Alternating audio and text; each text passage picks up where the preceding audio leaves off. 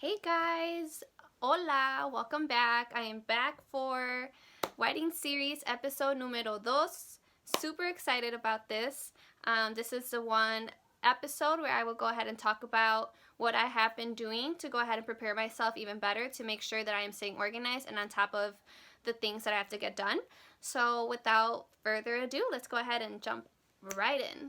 One of the things that I was doing, like I said, I was writing everything down on paper first, and that was all nice and everything, but once I got home later that night, I was just like, oh my god, Mayra, ¿qué es esto? Like, it's so messy, you know what I mean? Like, realistically, like, I was gonna keep calling more places, so how many more sheets of paper was I gonna have? Like, 4 or 5? Like, no. I needed to come up with a better plan to stay organized and still have all of that information with me, so whenever I wanted to look back at it, I can have it. What I'm gonna do is I'm just gonna go ahead and insert a picture instead. I will go ahead and kind of go in depth with that picture, but I think that would probably be the best thing to do. So that's what I'm gonna do. I'm gonna go ahead and insert a picture here, and then we'll go ahead and discuss it.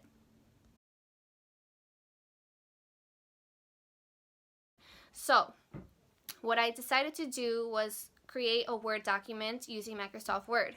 So whatever I had on that piece of paper, I did go ahead and transfer it right onto that Word document. So this is how I organize it, I guess you can say. And so whatever you see on your screen is what I'm looking at right now. I'm looking at my laptop right now just so I can kind of go off of it. So what I started off doing, like, focus, any minute now. Okay, so what I started off doing, like I said, I transferred everything that was on that piece of paper onto my Word document. And I started by organizing it with the venue name and the location.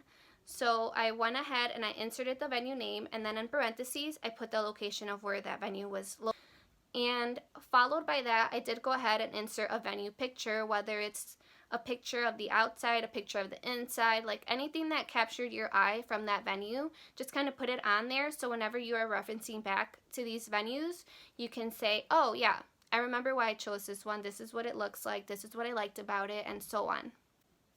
After that, I did go ahead and insert contact information.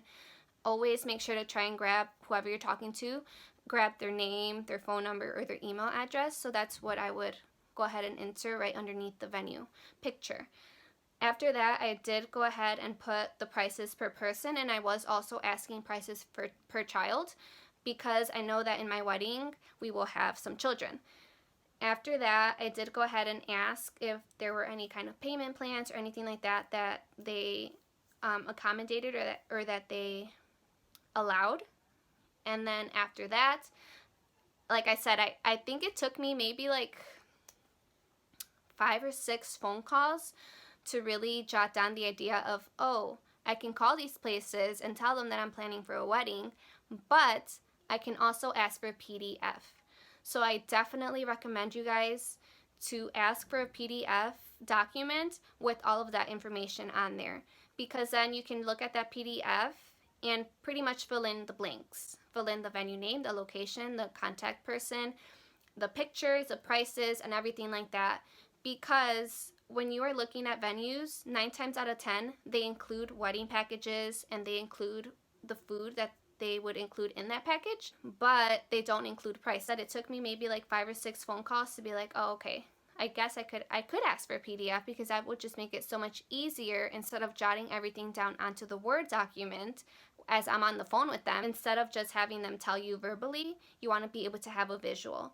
And again, I'm a visual learner, so therefore I just knew that creating this kind of Word document for myself was going to be really helpful, and adding that PDF just made it 10 times better. So having that PDF with me in my email was definitely very helpful, because I was just able to pull it up whenever I had time to go ahead and fill in the gaps or fill in the blanks on my Word document. Like I said, I did follow that layout of the venue name, venue picture, contact information, the prices, and things like that. But I did feel that at least the venues that I was calling, when I was on the phone with them asking them for a PDF, I did always kind of have to mention or ask for the price per child, only because I did not find those prices really included on the PDFs that they would send me. So I always made sure to go ahead and ask that question, just because, like I mentioned before, I know that we will be having children at our wedding. So I wanted to see if they offered discounted prices for children between these ages or anything like that. And come to find out, some of these places actually do. So I started to realize that some of these places offered discounted prices for children between the ages 0 to 3, 4 to 12, and some even from 13 to like the age of 20. So what I did, I created a list of just children that will be at our wedding, and I did divide them into 3 categories. I did the categories of the ages 0 to 3 years, and then I did another one of the children who were 4 to 12 years. And then I did another one for the children who were teenagers between the ages 13 through 20. So just that way I had a visual, again, visual learner. That way I had my own visual as to, okay, these are the children, this is how many I have. So then that way when they gave me the price, I would go ahead and write that down, because then I was able to do the math afterwards. So that's basically what I did, and that's what I continue to do. I have like, I think, 3 pages of my Word document with different venues. I'm able to narrow down which places are more convenient, which places, you know, are looking a little bit more on the pricier side. So that's basically it for episode numero 2. I just wanted to go ahead and mention how it has been helping me stay organized and stay on track with venues and things like that, because it can be a little overwhelming calling so many different places and trying to write things down on paper. I mean, if you're more comfortable with writing things down on paper, I would definitely recommend getting a notebook or like a wedding planner kind of thing, where you can create, or you can even create your own wedding planner notebook. But me, I prefer just having it on Microsoft Word, because it makes it easier for me to kind of pull it up. And when they send you the PDF, you have it, obviously if you have your email linked to your phone, you can pull it up on your phone as well and just kind of look at it through there. And then you can even see if it's worth putting it down onto your Word document. Because after a while, I did realize that I wasn't going to be writing every single venue down, only because I knew that we had a budget and a certain price. If that venue had a higher price, then I wouldn't even bother putting it down on my Word document, because what's the point? It's just going to take up space, and I'm not really going to consider that venue regardless, so there's no point in putting it down. So it just made it a little bit easier to kind of do the process of elimination. And I would definitely recommend you guys to, you know, look into creating a Word document or something like that to kind of help keep track of the places that you have called, because with so many places that you do call, you do kind of tend to lose track. If you don't have access to Microsoft Word, you can look into Google Docs.